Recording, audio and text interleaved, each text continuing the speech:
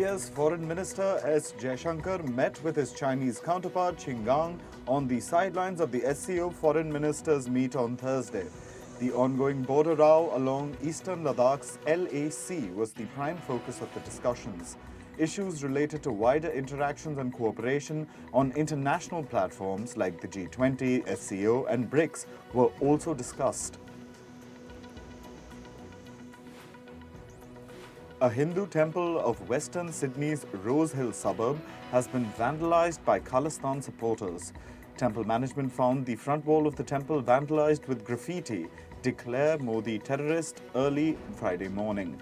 A Khalistan flag was also found hanging on the temple's gate. The incident happened after the calm of almost 2 months of Khalistan activities in Australia.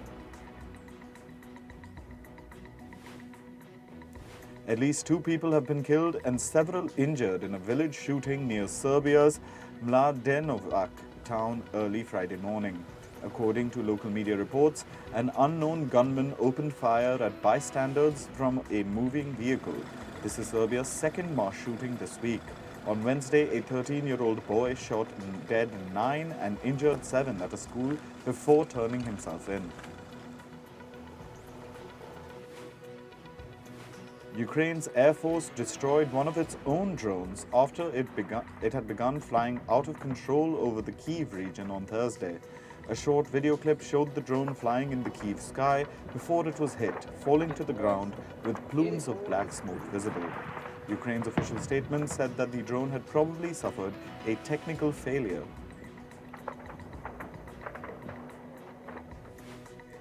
The White House has dismissed Russian lies alleging U.S. responsibility for a purported drone attack against the Kremlin. White House National Security spokesperson John Kirby said that there still was no conclusive evidence as to the authenticity of a video showing the alleged drone attack. Russia had earlier accused U.S. involvement in the alleged drone attack on the Kremlin earlier this week.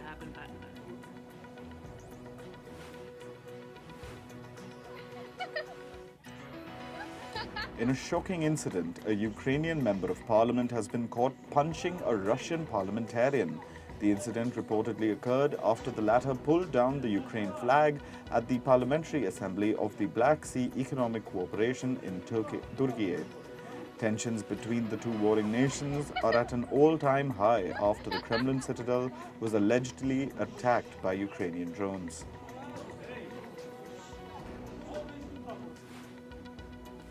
White House National Security Advisor Jake Sullivan will travel to Saudi Arabia this weekend for talks with Saudi leaders.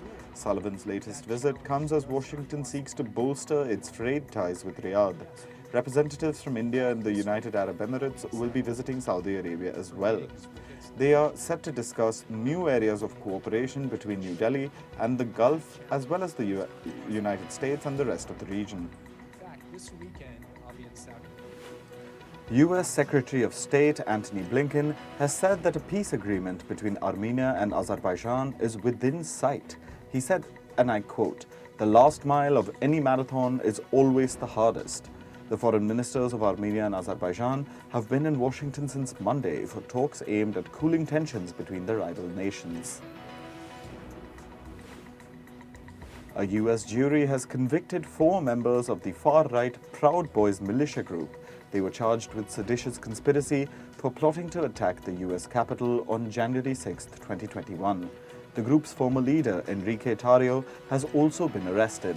The rampage occurred on the day when Congress was voting on formally certifying Joe Biden's victory in the November 2020 presidential election. 5 people, including a police officer, died during or shortly after the riot. More than 140 police officers were injured.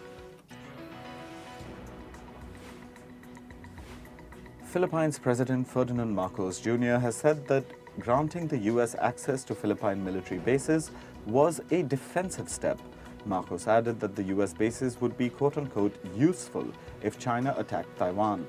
The Philippines signed an agreement to allow the U.S. to use 4 additional Philippine military bases in February.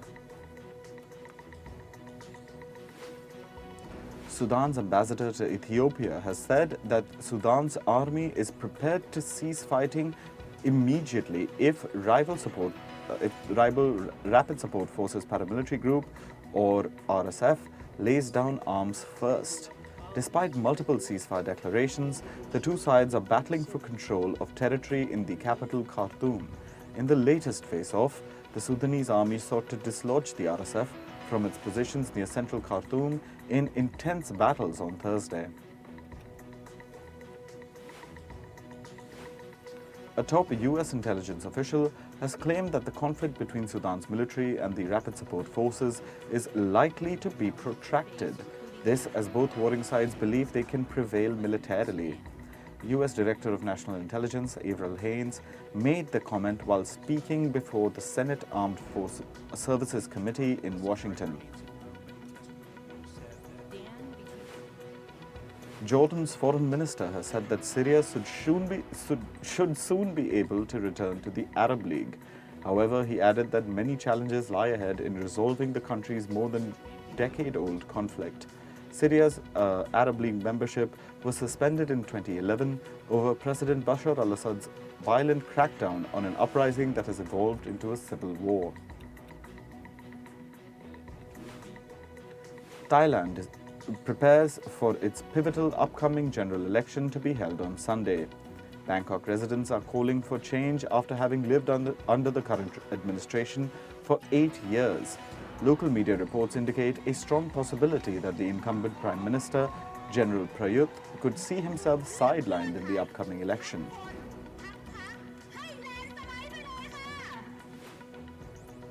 Nearly a year on after Thailand's marijuana legalization, the promise of a new bonanza crop seems to have gone up in smoke. The legal framework for marijuana in Thailand has still not been set up. Making matters worse, a deluge of cannabis smuggled in from abroad has swamped the country. The Thai health minister has blamed the legislative delay on political agendas. The largest wetland in Europe is drying up due to climate change. The wetland is located in Spain and lies above more than 2,500 square kilometers of underground water reserves. It has served as a rich farming area and a wildlife haven. Scientists report that the water needs of local farms is making the problem worse. In 2022, Europe experienced its hottest summer on record.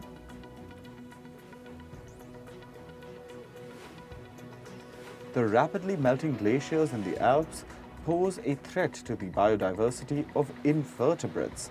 Reports suggest that animals that are vital for alpine ecosystems could lose most of their habitat and disappear. Global warming will also cause water to become hotter and make it inhospitable for invertebrates. Fungal attacks are threatening the global food supply. The damage caused by crop-destroying fungi is multiplied by climate change. Increased temperatures also lead to the emergence of new variants of fungi. Scientists warn that a failure to tackle fungal pathogens could lead to a global health catastrophe. French oil company Total Energies has sued the environmental group Greenpeace France. Greenpeace and climate consulting firm Factor X had reported that Total Energies underestimated its 2019 greenhouse gas emissions. The oil company has refuted this report, calling it quote-unquote false and misleading. Climate activists in Rome staged a naked sit-in protest against Italy's climate policy. A statement issued by the activists said that they denounce the obscenity of the government.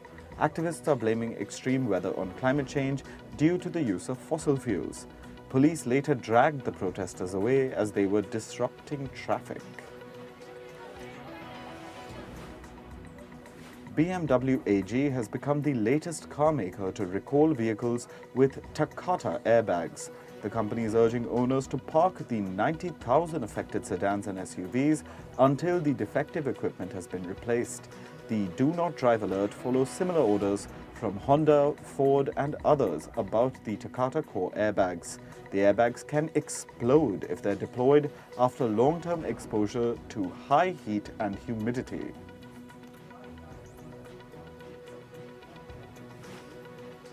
In what comes as a respite to techies around the world, Apple CEO Tim Cook has assured them that the company is not planning big layoffs. Speaking on the matter, Cook said that I view this as a last resort, and so mass layoffs is not something that we're talking about at this moment. However, Cook has not ruled out the possibility of job cuts. Apple has beat Wall Street expectations and market trends in reporting increased iPhone sales in its second quarter results. Both revenues and profits were above investor predictions, as a record number of iPhones was sold for the second three-month period in its financial year. However, wearable sales, such as the Apple Watch and AirPods, dropped by a single percent. Elon Musk's Tesla has raised prices for its new Model S and Model X vehicles in China by $2,751. Earlier in April, the company had also increased prices of its Model S and X vehicles in the U.S. According to media reports, steep markdowns early this year took a toll on profitability and the car makers' shares. Adidas is struggling to shake off Kanye West's legacy. It's set to update investors about the unsold Yeezy shoes later today. The sportswear giant is in a predicament since it cut ties with Kanye West over his anti-Semitic comments late last year. To write off the Yeezy stock entirely could cost Adidas $700 million this year.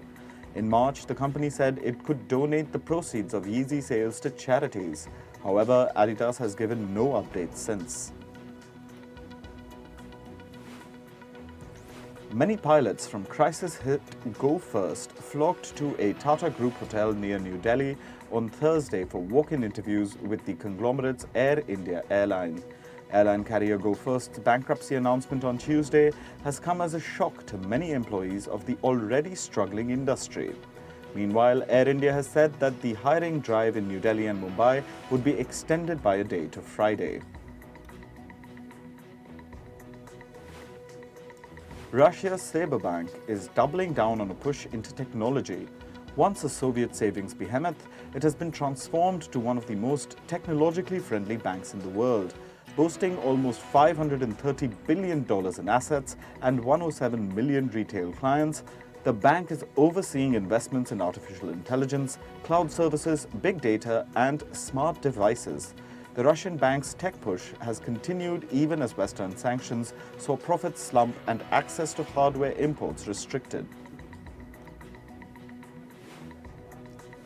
Google has started rolling out blue checkmarks to Gmail users. The purpose of these blue checkmarks is to confirm the identity of select senders by displaying checkmarks next to their names. The new feature will be available to companies that have adopted Gmail's existing brand indicators for message identification feature.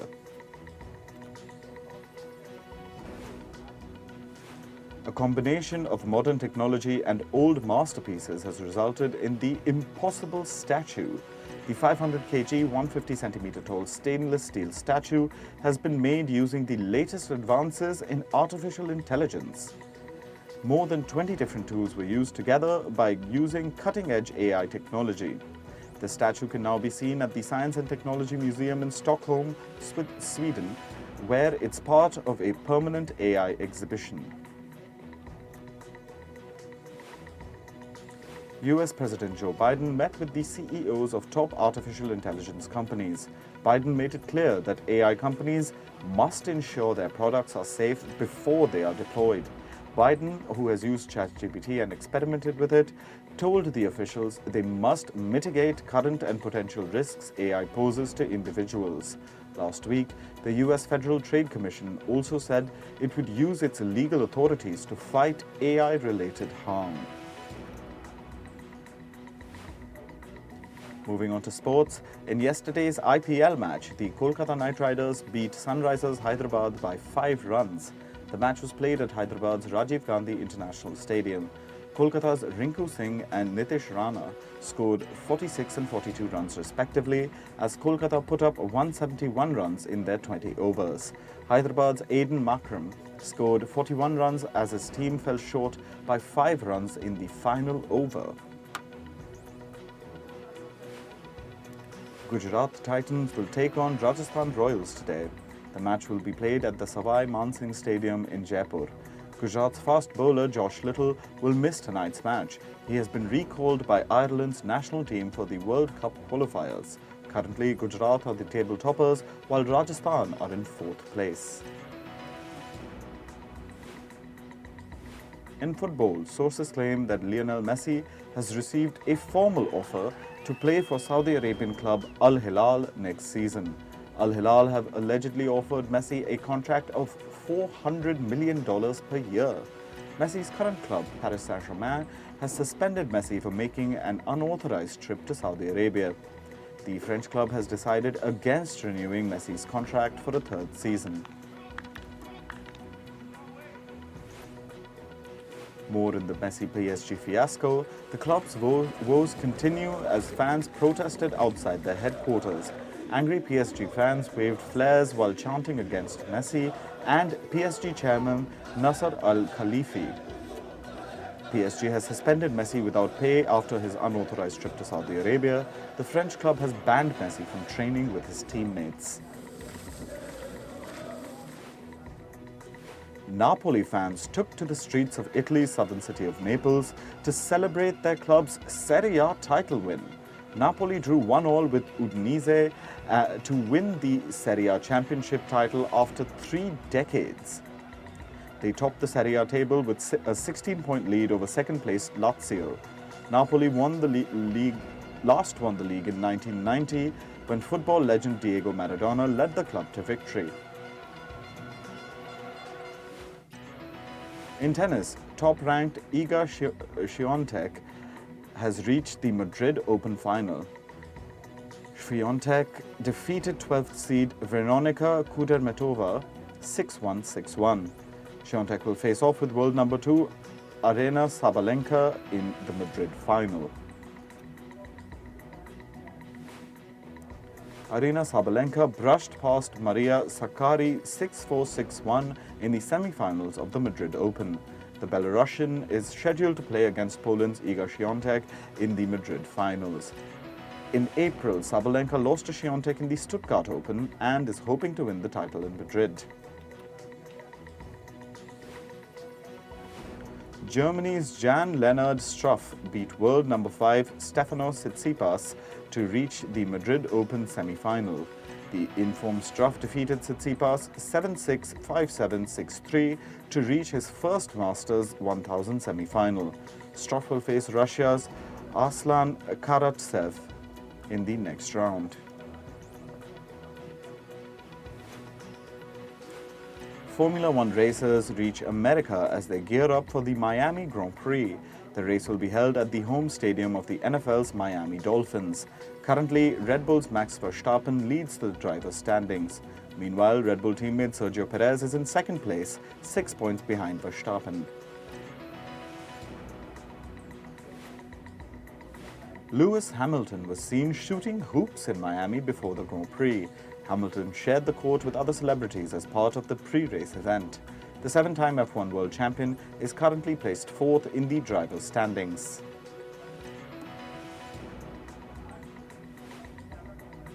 BTS singer Jin is named Shazam King by fans. Jin's latest song, The Astronaut, has over 12.85 million Shazams on the music discovery app. This makes the song the most Shazammed song in K-pop history.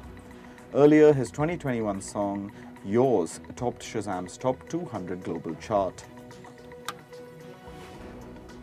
Singer Ed Sheeran has won the copyright trial. Sheeran was sued for allegedly copying late singer Marvin Gaye's song, Let's Get It On. A Manhattan jury on Thursday declared the verdict in favor of Sheeran. After the verdict, the British singer said that he was very happy with the outcome. A highway in the U.S. is being named in honor of late singer Prince. The highway will be named the Prince Rogers Nelson Memorial Highway. It will run through Prince's Paisley Park home and studios in the American state of Minnesota. The signs marking the highway will be painted purple, as it was Prince's favorite color.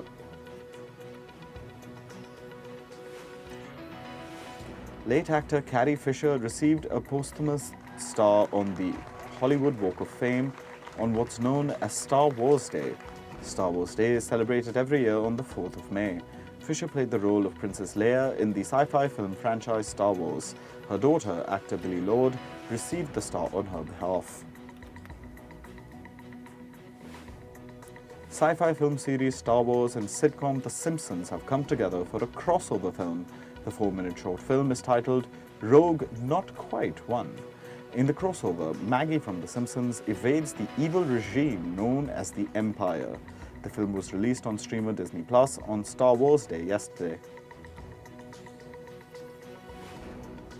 Hollywood writers got into Star Wars mode on day 3 of the Writers Guild of America strike. On the 4th of May, writers on strike donned accessories inspired by the sci-fi film franchise. Writers in Hollywood are on strike to demand better compensation. Among their demands is a share of 2% in profits. Guardians of the Galaxy Volume 3, with Guardians of the Galaxy Volume 3, the film franchise has come to an end. The third and final part of the franchise releases in theaters today. Actor Chris Pratt and director James Gunn bid a bittersweet farewell to the trilogy. At the premiere of the film, Pratt said that he was grateful to be part of the film's journey. Actor Drew Barrymore has pulled out as host of the 2023 MTV Movie and TV Awards.